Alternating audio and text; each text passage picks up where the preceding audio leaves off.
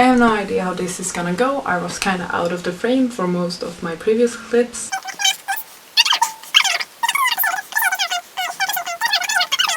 That wasn't good. That wasn't the look. Let's try again. Hi everyone and welcome back to my channel. My name is Charlotte. The year is slowly coming to an end. It's the 1st of December now.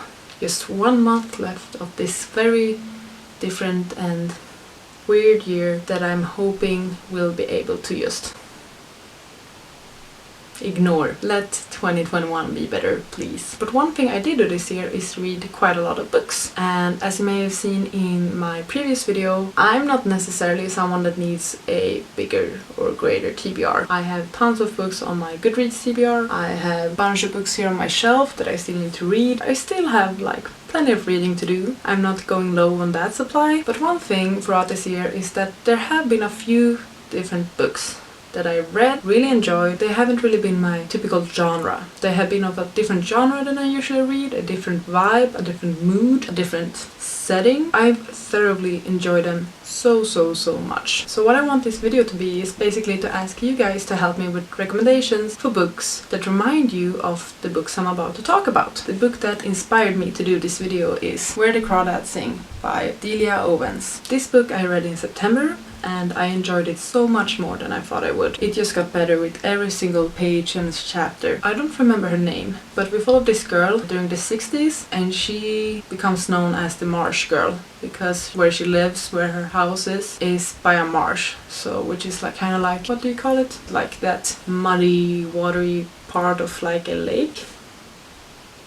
That part? Yeah. Either way, we're following this girl. Basically a coming-of-age novel, or Bildungsnovell, Bildungsroman, where we follow this girl from when she's very young to when she's becoming a young woman and her life and such. And she grows up in very poor conditions. Her family is very poor and not a good family basically. So we're following her as she learns to take care of herself and as she makes connections, meet people. So it's a really interesting backstory. It's a really cool setting with the marsh, but in parallel with this backstory there's also a mystery playing out. So some of the chapters are in a more present time with this mystery, and throughout the book these two stories kind of becomes intertwined. And yeah, I just really enjoyed how that was done because it wasn't solely a focus on the mystery and it wasn't solely a focus on the girl. It was a really good combination of both. Basically, things I enjoyed about this book were the setting, the vibe, the writing, and kind of how the story was set up with the mystery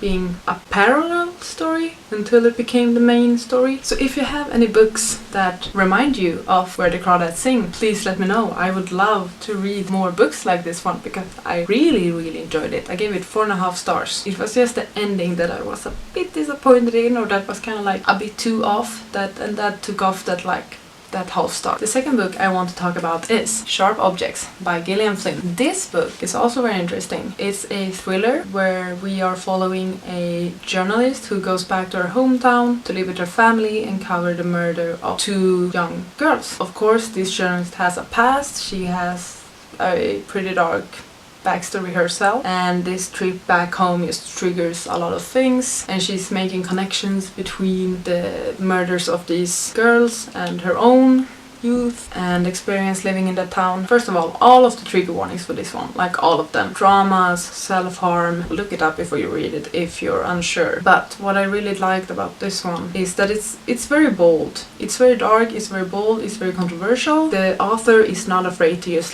go straight for something and just write it out. She doesn't really do the flowery descriptions and things like that. No, it's all raw, it's all there. It kind of shocks you at times. You're kind of ugh! Did she just write that? Can you write that? Can that be a thing? I like this so much, and it kept me guessing and it kept me thinking, and I really did enjoy the writing. I liked the boldness and the dark themes. So if you have any recommendations for books like this one, please let me know, because I would love to read them. The third book I want to talk about is My Year of Rest and Relaxation by Otessa Morsveg. I read this one in August, and oh my god, I had the best time, actually. It was so cool. How do you even describe this story? It's so interesting, it's so different. It's not like anything else I've ever read before. It's very unique. Many people say that. I bought this one because I had just graduated. I was kind of in the phase of like, what am I gonna do now? I've been studying hard for so many years. I'm applying for jobs, but like, I want to see what's more out there. I want to figure out what I enjoy and like spend some more time on me and my interests. So I kind of thought that this book would be like, oh, my year of rest and relaxation. She's taking a year off to figure things out. That's great. That's what I want to do. Like kind of when you go backpacking in Asia for 3 months, kind of that thing, but it's more like chilling for a year. Do you see what I'm trying to get at? So that's what I thought this book would be. Boy, was I wrong. In this book we're following a unnamed character who, because of some trauma and things she has experienced, she decides to take an entire year off. She decides to try and sleep through an entire year, and she wants to achieve this by all measures possible, like by doing anything really. So she quits her job, she stops talking to friends and family, she gets this psychiatrist that unknowingly is helping her. Well, it's like the worst psychiatrist ever, but either way, the psychiatrist is kind of unknowingly helping the main character achieving her goal. Once again, it's a very bold book and a very controversial book. You kind of hate the characters, but you also kind of hate that you actually relate to the characters. Like I found myself relating to the main character's best friend so many times, and the way the main character describes this best friend is not good. And I'm like, oh god, but that's me. It's very bold, it's very controversial. It's a quick read, fairly quick read. I just found it so interesting. So different. Perhaps not the most pleased with the ending. I would have wanted a different outcome, but I think that has to do more with who I am. But a really cool book. I'm excited to read more things by this author, although she hasn't really published that many books yet, I think. It's mostly articles and such. Maybe there's one other book. But if you have any recommendations at all that remind you of this book, please let me know, because I'm still thinking about it. I've been recommending it to so many people for the last few months. Also the cover is so cool and stunning and like, yeah, this book is something else. Damn. The next book I want to talk about is The Honeymooners by Christina Lauren.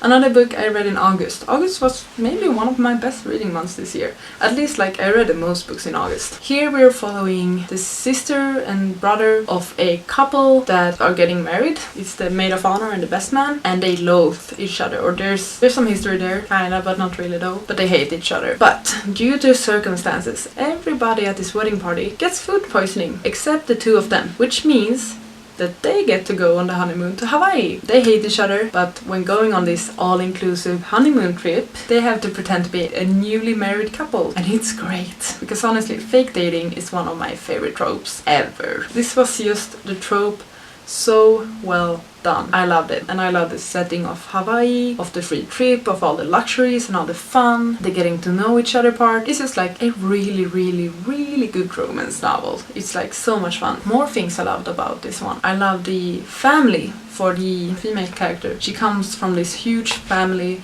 with so many like aunts and uncles, and everybody's just always there for each other no matter what. If someone is sad, 5 aunts will just go to that person's house and bring like trays of food. And what I really enjoyed about this one is that neither the guy or the girl in this book, neither of them were like assholes, because usually when there's like history between two characters that they hate each other, someone was a real dick and honestly doesn't really deserve a redemption arc, I would say. But what I appreciated with this book was that there wasn't really ever any need for a redemption arc. I enjoyed that the conflict and the like previous history wasn't really that. It's not that it wasn't hard to overcome, because there are many reasons for that later on, but it wasn't that unbelievable that romance would ensue between them, if you get what I mean. Because sometimes like if like the guy was a murderer and the girl was a good girl and they hated each other because the guy murdered her, I don't know, her friend or something, and then they end up together, that's kind of like unbelievable, right? Very extreme example. That's the best I could do at this moment. Love this book. It handled all of the tropes so well. Please recommend me more romance novels like this one. Recommend me anything with fake dating, honestly. I love fake dating. Or when the two main characters are stuck under the same roof. Cohabitation. That's like my favorite trope ever. Cohabitation. At At least for K-dramas and like Asian dramas. Oh my god, it's so good. I love cohabitation tropes. The last and final book I want to talk about today is The Poppy War by R.F. Kuang. A fairly recent read. I just read this one in October and oh boy did I love it. It's honestly one of my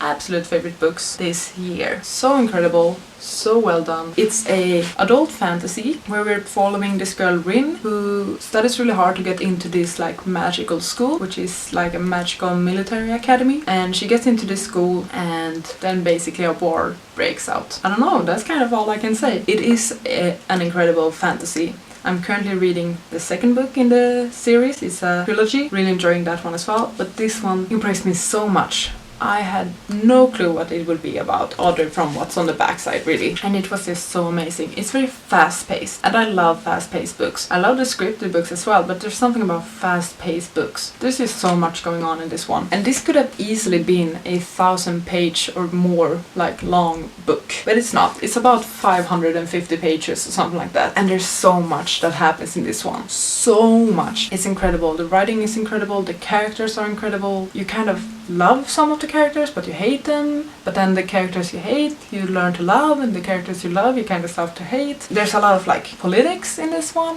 a lot of strategy talk, where they're trying to discuss like, oh, what's the best military strategy for this thing? Really interesting. Just, I couldn't put it down. And it's so unfair to other books because I kind of try to always like read one book at home and read one book if I'm out and about or on the bus or something. But no books can compete to this series. If I'm reading a book from the series, I literally can't read any other book because all I want to do is read this one. So it just means so unfair to all other books. Please read it if you haven't. And also, please, if you have any recommendations for fantasies that kind of remind you of this particular book, like the pacing and the characters, the story, the setting, anything. If you have something like in the back of your mind that you think like, but if she liked the Poppy War, she might like this one, please let me know. I do have some other like first books in different fantasy series here on my shelf. I have The Blade itself, I have Final Empire, I have Fifth Season, Crescent City. I do have many more fantasy series to read and to get through. Either if any one of these that I just mentioned, or if you have some other book in mind, if any of those like reminds you of this and why I love this one, please let me know,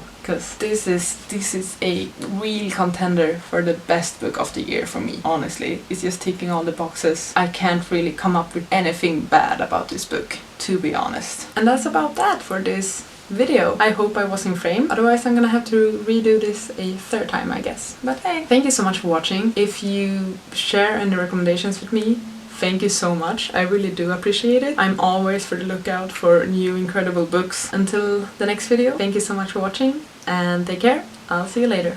Bye! You gotta just go for it. Don't think about what comes